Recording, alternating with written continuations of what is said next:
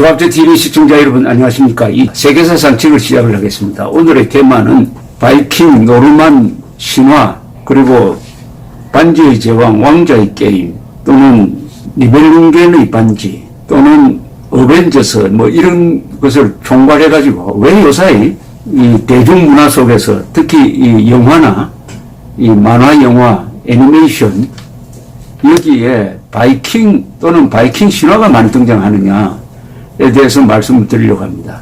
이 공전의 히트를 한 왕자의 게임, 이걸 저는 최근에 한번 몇 번 보면서 느낀 바가 있었습니다.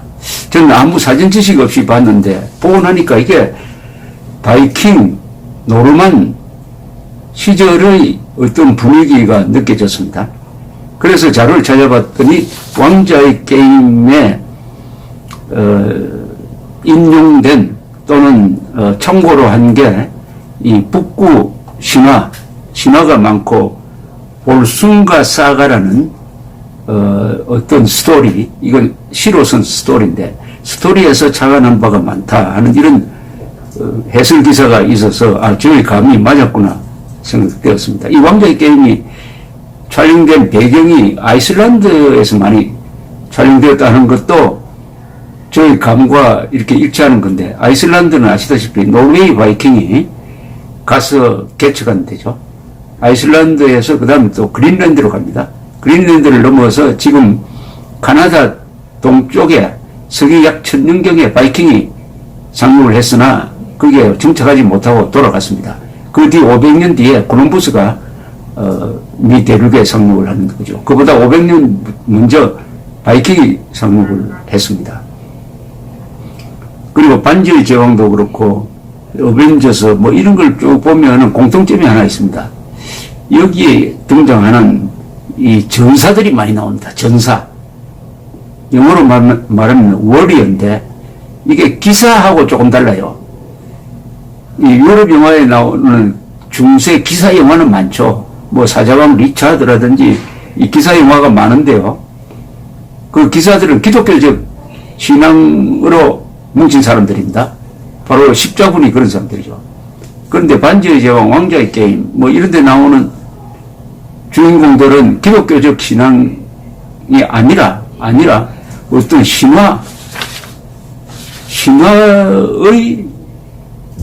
신화를 믿는 사람, 또 다른 신을 믿는 사람, 또는 기독교적 신앙과는 전혀 관련 없는 다른 신념 체계를 가진 사람으로 보입니다. 그리고 이 중세의 전투 장면이나 기사 영화에서 기독교적 색채가 딱 빠져버리면 뭐가 나오느냐? 바로 바이킹 세계입니다. 바이킹과 바이킹의 후손에 해당한 노르만은 프랑스의 노르만디에 정착했던 바이킹이죠. 그 노르만이 대단한 민족입니다. 그 노르만이 거기서 힘을 길러가지고 프랑스 문화를 받아들여가지고 1066년에 잉글랜드로 쳐들어가서 잉글랜드의 지배자가 되죠. 그 32대 후손이 바로 엘리자베스 여왕입니다. 최초의 노르만 왕조는 윌리엄 더 컨클러, 윌리엄 정복왕이라고 불리는 사람입니다. 비슷한 시기에 그 노르만 사람들이 또 남쪽으로, 이탈리아 남쪽으로 가서 시실리와 나폴리를 일대에 시실리 왕국을 만들어서 잉글랜드와 시실리를 동시에 통치했던 적이 있습니다. 이 노르만. 이 바이킹의 이야기가 보면은 거창합니다. 우선 스케일이 커요. 스케일이 크고 거기에 오딘이라든지 토르라든지 발키리라든지 이런 신들이 등장하는데, 신들이 좀 괴상망측한 신들입니다. 무자비하게 사람을 죽이기도 하고 또 죽은 사람 살리기도 하고 또 아주 너그럽기도 하고, 그리고 죽음을 두려워하지 않는 점이 똑같습니다. 여기 바이킹을 모티브로 한 드라마에 나오는 이 전사들은 겁이 없는 사람들이에요. 죽음을 두려워하지 않고 오히려 공통점이 하나 있습니다.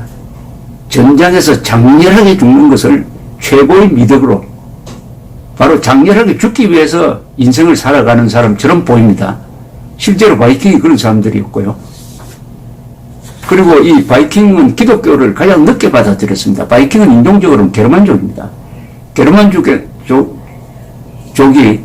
로마와 대결을 하다가 결국 로마를 무너뜨려버리고 서유럽의 주인공이 다 됩니다. 게르만족이 스페인에 가서도, 프랑스에 가서도, 이탈리아에 가서도, 지금 독일에도 다 지배민족이 되어버립니다. 로마가 무너진 다음에는. 그러면서 기독교를 받아들여요. 기독교화 되어버립니다. 야만족이 기독교로 바뀌는데 제일 늦게까지 기독교로 되지 않았던 사람들이 바로 지금 스칸디나비아에 살던 사람들, 덴마크, 노르웨이, 스웨덴, 핀란드 지역에 살던 사람들은 10세기에 비로소 기독교가 됩니다. 근데 여기 등장하는 이 시대 배경은 그러니까 기독교를 받아들이기 전의 바이킹이죠. 어떻게 보면 좀 순수한 바이킹, 기독교 문화에 영향을 받지 않는 바이킹의 모습을 보니까 아마 지금 서양 사람들은 좀 더 흥미롭게 느끼지 않았을까 생각합니다. 서양 사람들이 생각하는 것은 로마 문화, 천년 동안 계속된 로마 문화, 그리고 로마 문화와 기독교 문화로 넘어갑니다.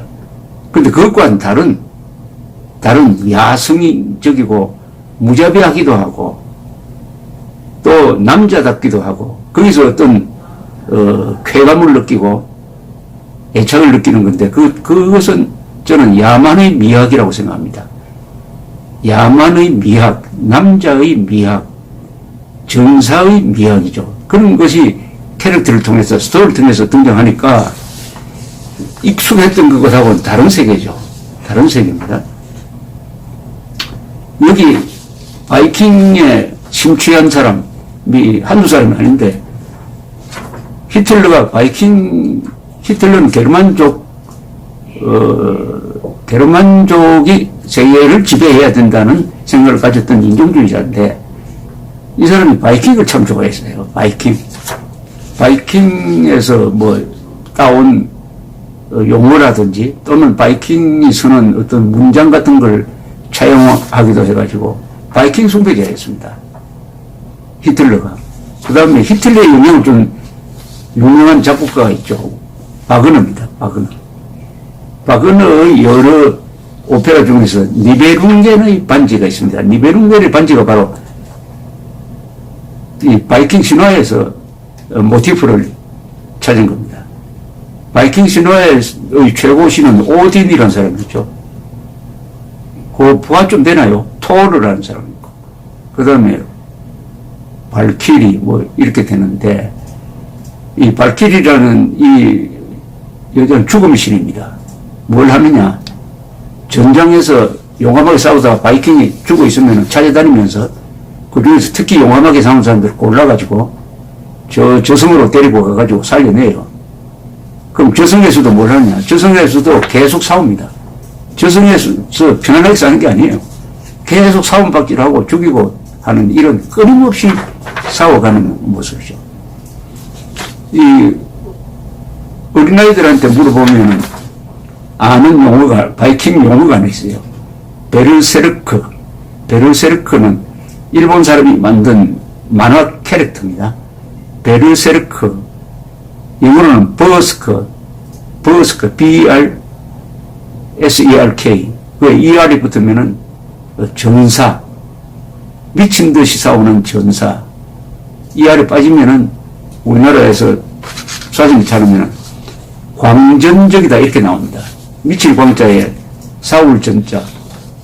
미친 듯이 싸우는 사람. 싸우는 걸 베르세르크라고 합니다. 이게 바이킹 말입니다. 바이킹을 아주 잘 표현한 말입니다. 베르세르크.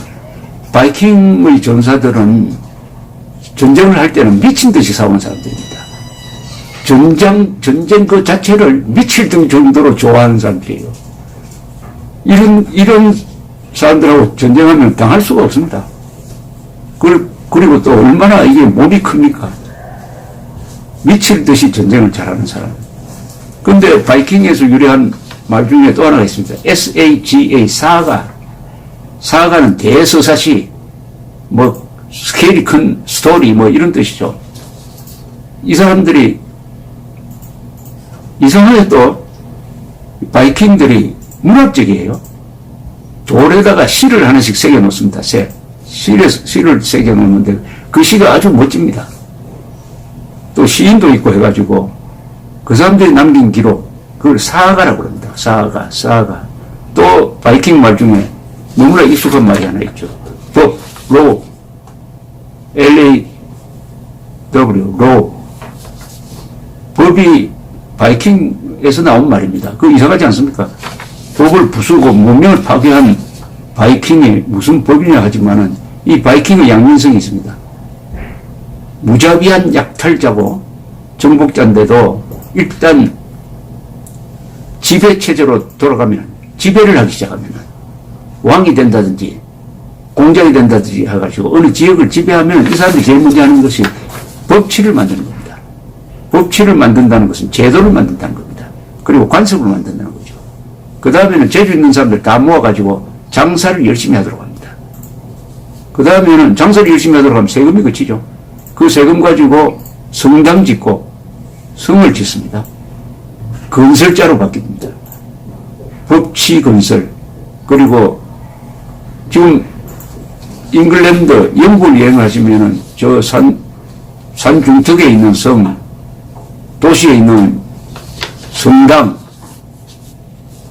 그 상당수는 바이킹의 후손인 노르만이 1066년에 잉글랜드를 점령하고 나서 그 뒤 200년 동안 한 1000개의 성과 성당을 지었다고 합니다. 그게 바로 오늘날 잉글랜드의 하나의 풍경을 만들어내고 있습니다. 뭐 유명한 런던 타워, 그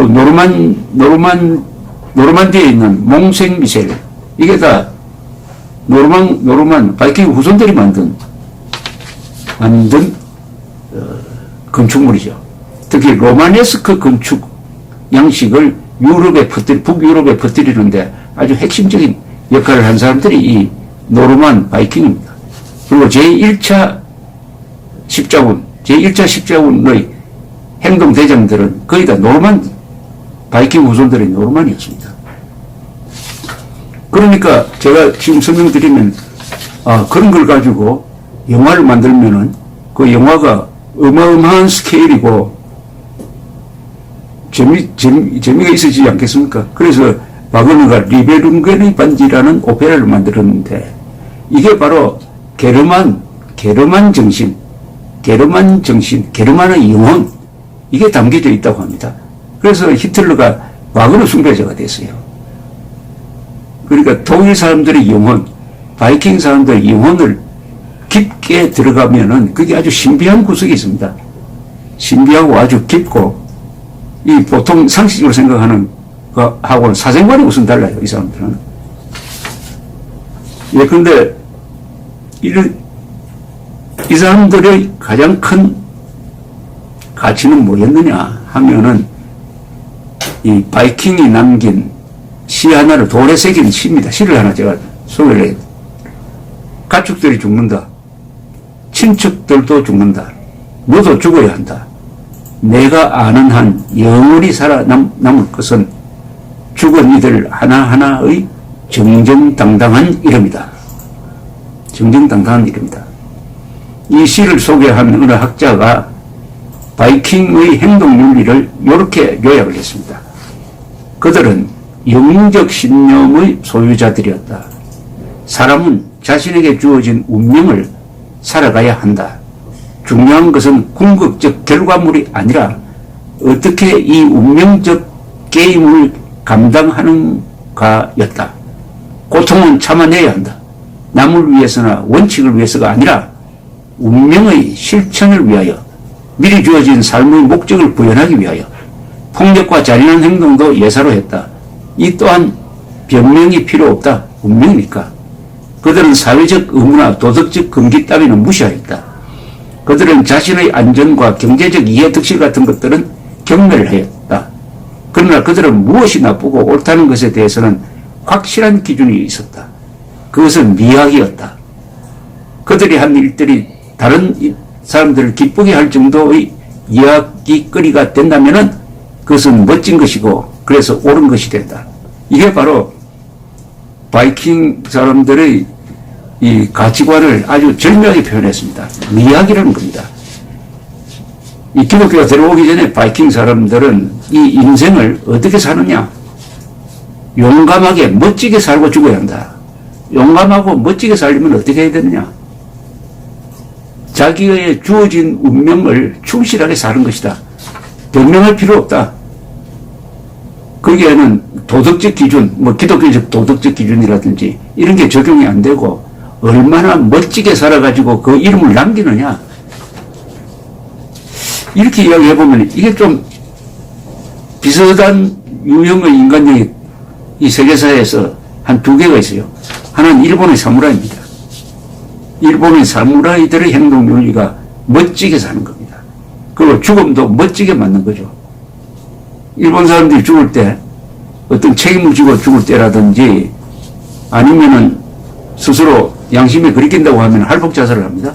할복자살하기 전에 목욕 재개하고 실을 한 수 남기고 그 다음에 하얀 옷을 입고 나와가지고 단도로서 배를 가르는데 끝까지 가를 수가 없으니까 뒤에서 조력자가 있어가지고 목을 베죠. 유명한 미시마 유키오라는 일본 소설가가 그런 식으로 자살을 한 적이 있습니다. 또 몽골의 기사들입니다. 몽골 기마군단의 기사들의 행동윤리와 이 바이킹과 사무라이가 좀 비슷합니다. 명예. 근데 그 명예는 뭐냐? 이 바이킹의 경우에 이 명예심이라는 게 뭐냐? 그것은 미학이었다는 거예요. 미학. 인간은 멋지게 살다가 죽어야 된다. 멋지게 산다. 근데 멋지게 사는 게 뭔지 사람마다 다 다르겠는데 바이킹은 자기 운명대로 사는 것이다. 운명을 거부하지 않고 사는 것이다. 그래서 이런 바이킹은 이 법을 지킬 것 같지 않는데 이 바이킹이 법치를 발달시켰다. 유럽 법치 수호자가 된 겁니다. 참 아이러니죠. 그래서 해석을 하는 사람들은 바이킹 사람들은 워낙 저렇게 난폭하고 멋대로이기 때문에 공동체를 유지하려면은 법이 없으면 안 된다. 법이 있어야 된다. 그래서 법이 필요했다는 겁니다. 몽골 사람들도 바이킹과 똑같은 생각을 가지고 있었는데 징기스칸이 등장해가지고 법치를 야사라는 법을 반포를 해가지고 몽골 사회에 법이라는 시스템을 도입을 했습니다. 그래서 왕도 세습으로 이어지도록 했습니다. 그 전에 징기스칸이 등장하기 전에는 몽골 기마 민족에서는 세습이라는 개념이 없었습니다. 왕이 죽으면은 그 다음에는 어떤 일이 벌어지느냐? 강한 자들이 다 토너멘트식으로 싸웁니다. 싸워서 이긴 사람이 왕이 돼요. 그 사람이 죽으면 또 토너멘트가, 그러니까 왕이 죽을 때마다 전쟁. 그럼 왜 세습을 하면 좋을 텐데? 몽골 사람들은 이 자연주의자니까 자연의 논리를 받아들였다고 합니다. 아니, 동물 세계에서 세습이 있느냐? 강자가 최고의 자리에 가는 것이다. 이 바이킹도 그런 생각을 가지고 있다. 기독교가 들어오면서 이제 왕 세습 제도가 생기고 이렇게 되었습니다. 바이킹이라고 하면 바이킹이 만든 나라는 이제 세계 다 인류 국가입니다. 세계 인류 국가 랭킹 내면은 바이킹 국가 5개가 항상 들어갑니다. 노르웨이, 스웨덴, 덴마크, 아이슬란드, 그리고 영국이죠. 영국은 50% 정도가 바이킹 영향, 바이킹 노르만 같은, 그 다음에 앵글로색슨 섞여 있지만은 바이킹의 후손인 노르만이 점령한 1066년부터 이 영국이라는 나라의 내셔널 캐릭터, 국가의 성격이 결정되었기 때문에 이 노르만 바이킹의 영향이 매우 큽니다. 영국을 점령한 1066년에 영국을 점령한 잉글랜드를 점령한 이 노르만은 바이킹 후손인데 노르만디에서 한 200년 동안 살다가 프랑스 문화를 받아들이게 되었습니다. 그리고 프랑스 말을 하게 되었어요. 그리고 기독교를 개종을 했습니다. 프랑스가 당시에 유럽에서 최고로 선진된 나라였습니다. 그러니까 가장 야만적인 바이킹이 가장 선진된 프랑스 문화를 받아들였습니다. 이 사람들이 한 7천 명이 일종의 벤처 기사단을 만들어가지고 잉글랜드로 쳐들어가서 헤이스팅스 전투에서 이겨가지고 앵글로색슨족이 다스리던 잉글랜드의 지배자가 됩니다. 그 뒤로 영국의 운명이 바뀝니다. 영국은 그전에는 대륙으로부터 계속 침략만 받았어요. 그러다 1666년부터는 힘이 세워지니까, 힘이 세워진다는 말은 노르만이 잉글랜드를 점령하고 나서 잉글랜드를 법치 국가로 바꾸고 제도를 만들고 하니까 북극 강경 노선으로 갑니다. 힘이 넘치는 나라가 돼가지고 그 뒤에 영국은 대륙으로부터 침략받던 나라에서 침략하는 나라로 바뀌어버립니다. 침략하는 나라. 그 뒤에는 한 번도 영국에 침략당한 적이 없습니다. 내셔널 캐릭터가 바뀐 거죠. 그리고 영국에 프랑스 말이 공용어가 됩니다. 프랑스어가 공용어가 되죠. 또 영국의 귀족들은 지금도 이름을 보면은 이 노르만 계통 이름이 별도로 윌리엄 같은 게 이게 노르만 계통의 성입니다만은 아직도 그게 남아 있습니다. 그래서 영국이 세계 최강대국으로 가는 게 노르만에 의해서 점령되었다는 것과 관계가 있습니다. 근데 이 노르만, 바이킹, 몽골이 공통점이 있는데 싸움할 때는 무자비하고 용감한데 다스릴 때는 굉장히 너그러워요. 너그럽다는 것은 무슨 뜻이냐? 종교차별을 하지 않고 실력 위주로 해가지고 실력 있는 사람들 다 모아서 씁니다. 왜 그럴까요? 왜 그럴까요? 이게 공통점이 있어요. 소수민족이 다수를 다스리려면은 관용정책을 써야 됩니다.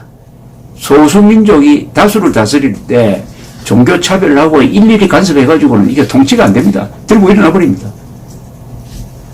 그러니까 소수가 다수를 다스릴 때 너그러워진다는 것은 청나라도 마찬가지죠.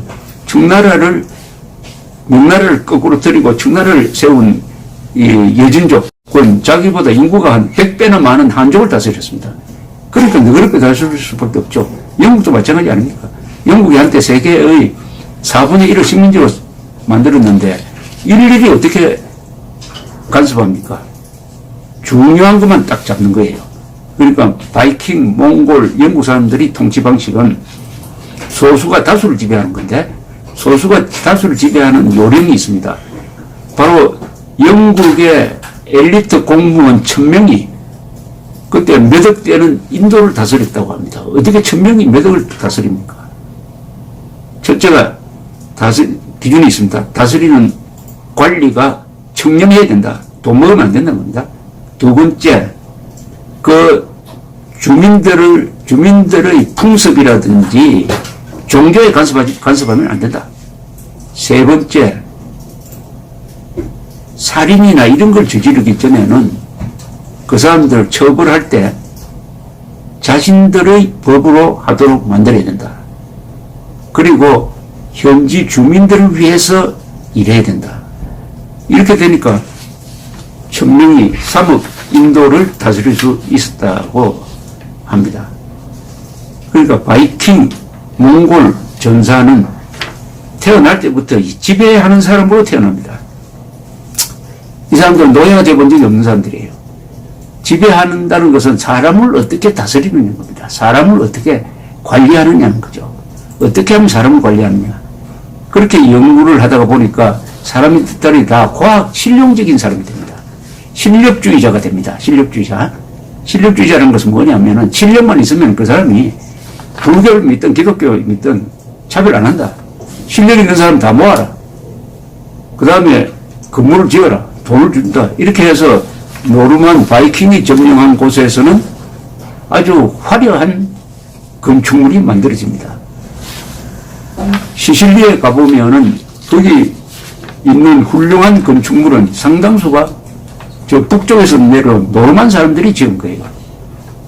노르만, 아랍, 비잔틴식이 다 합쳐져 가지고 이 건물은 노르만식도 아니고 아랍식도 아니고 비잔틴식도 아닌데 사실은 그 5개, 6개의 건축 양식이 다 한 건물에 다 모여있는 그런 건물들이 있습니다. 시실리의 수도가 팔레르모입니다. 팔레르모 근교에 가보면은 레알이라는 아주 근사한 성당이 있습니다. 이게 바로 노르만 왕조가 만들었는데 거기 들어가 보면은 비잔틴식도 있고 아랍식도 있고 하니까 아주 성당이 다양하고 활력이 넘치고 근사해 보입니다. 그런 건물들이 유럽에서는 로마네스크식 건축물로서 주로 많이 지어졌고 우리나라에서는 로마네스크식 건축물이 아주 유명한 건물이 하나 있죠. 성공회 건물입니다. 성공회, 코리아나 호텔 뒤편에 있는 성공회 건물이 로마네스크식 건물이고 이 로마네스크식 건물 양식은 이 게르만 쪽이 아니라 노르만에 의해서 많이 전파가 되었습니다. 자, 그런데 왜 이 바이킹이 세운 나라가 이렇게 잘 사는 나라로 되었느냐? 바이킹은 직업이 2개였어요. 평소에는 무역했습니다. 무역. 그러다가 필요하면 그런 해적으로 바뀌어버렸습니다. 해적도 하고 무역도 했어요. 이 사람들은 장사꾼입니다. 장사꾼이면서도 사원꾼입니다. 장사꾼과 사원꾼을 겸한 게 바이킹입니다. 장사꾼, 사원꾼은 이동을 많이 합니다. 이동을. 외국에 많이 가고. 이 세계 역사에서 가장 이동을 많이 한 민족이 몽골 기마군단과 배를 잘 모는 바이킹이었습니다. 배를. 이동 수단이죠. 바이킹이 점령하거나 영향을 준 나라를 제가 한번 꼽아보겠습니다. 스웨덴을 꼽으면 이 스웨덴은 장사를 잘하는 사람들이에요. 스웨덴은 남쪽으로 내려가가지고 키예프에서 우크라이나죠. 키예프에서 러시아 공국을 만들었습니다. 이게 온 러시아의 출발점이 됩니다. 러시아 사람들이 그걸 좀 들으면 기분 나빠하는 사람들이 많은데 러시아는 바이킹이 만든 나라입니다. 그 다음 노르웨이는 아이슬란드, 그 다음에 그린란드 거쳐서 아메리카 대륙 갔죠. 그 다음에 덴마크. 이 바이킹이 한참 설칠 때는 지중해로 들어가가지고 아프리카 북쪽, 시실리는 물론이고, 그 다음에 소아시아, 지금 중동, 여기까지 진출했습니다. 바그다드까지 진출하고요. 이렇게 사도로 다닐 수 있었던 것은 배를 잘 몰았다는 것이죠. 배. 그런데 몽골 기마군단은 말을 잘 타고 이 바이킹은 배를 잘 몰았는데 이 바이킹이 또 말을 잘 탔어요. 기병 전술에 능했습니다. 노르만디를 여행하신 분들은 대평원에 놀랍니다. 미국을 달리는 것 같죠. 그래서 말을 기르기가 좋아요. 바이킹이 거기서 기병 전술을 발전시켰습니다. 그래서 잉글랜드로 쳐들어갈 때 말을 한 3,000마리를 배에 싣고 갔습니다. 아이슬란드를 여행하시는 분들은 거기 이상한 말이 있는 걸까? 틀이 많고 자그마한 말이 있어요. 제주도 조랑말 같은 말이 있습니다. 그게 몽골 말입니다. 바이킹이 몽골 말을 데리고 아이슬란드에 왔더니 그 추운데 잘 적응을 하는 거예요. 이 몽골 말은 바로 제주도 조랑말이 몽골 말인데 키도 작지만은 아주 순합니다. 순하고 지구력이 강해요. 순간 스퍼트는 좀 떨어지지만은 오랫동안 달리면은 1등을 합니다. 그리고 무엇보다도 겨울에 이 목초를 스스로 찾아냅니다. 눈을 깨가지고 눈 밑에 있는 그 풀을 뜯어먹으면서 가니까 별도로 이렇게 무슨 사료를 준비할 필요도 없는 이런 말이 있었으므로 몽골이 세계를 점령했는데 그 몽골 말의 순수한 형이 지금 아이슬란드에 가 있습니다. 그러니까 말도 잘 몰고 배도 잘 mon다 하는 사람들이 바이킹인데 신라 백제 고구려 중에서 신라가 삼국통일을 했는데 신라가 삼국통일할 수 있었던 게 바로 배도 잘 몰고 말도 잘 타는 사람이었습니다. 신라 지배민족은 흉노계통으로 좀 봅니다. 그리고 말 잘 타는 사람이죠. 그런데 이 바닷가에 살다가 보니까 배도 잘 모르게 됐어요. 그래서 신라가 당나라하고 싸워서 마지막 결전이 어디서 이루어지느냐면 서해 기벌포 해전에서 676년에 당나라 해군을 깹니다. 그것이 대당결전 7년의 마지막 전쟁이 됩니다. 그 뒤에 이 동아시아에서 배를 제일 잘 모는 사람은 신라 사람들이었습니다. 그 중에 한 사람이 장보고였죠. 장보고. 배를 잘 몰고 말을 잘 탄다는 그 뜻은 뭐냐면 기동성이 좋다는 겁니다. 이동을 한다는 뜻입니다. 여기에 아주 중요한 의미가 있습니다. 바이킹, 몽골, 신라 이야기를 하면서 제가 마지막에 이동이라는 말로 결론을 내려고 하는데 어떤 나라가 발전하느냐? 이동을 많이 하는 사람들이 있는 나라가 발전을 합니다. 이동. 한번 보십시오. 세계에서 인류 국가는 다 국민들이 많이 돌아다니는 나라입니다. 영국, 네덜란드, 바이킹, 안 돌아다니는 데가 없는 사람들 아닙니까? 요새는 한국 사람들 아닙니까? 한국 사람들이 세계에서 여행을 7번째로 많이 하는 나라입니다. 7번째. 7번째. 세계에서 제일 안 돌아다니는 사람들이 북한이죠. 안 돌아다니면 북한처럼 되고 돌아다니면 한국처럼 되는 거예요. 이 돌아다닌다는 것은 기동성이 있어야 되고 옛날이면 말과 배가 있어야 되고 요사이는 돈이 있어야 되죠. 비행기도 있어야 되고 기동성, 열린 사회가 돼야 됩니다. 열린 사회가. 잘 사는 나라는 딱 공통점이 있습니다. 무역을 하는 나라가 잘 삽니다. 그리고 이민자가 많이 가는 나라가 잘 삽니다. 이민자. 미국이 이민자가 만든 나라 아닙니까? 이민자. 그리고 도로를 잘 닦는 나라가 잘 삽니다.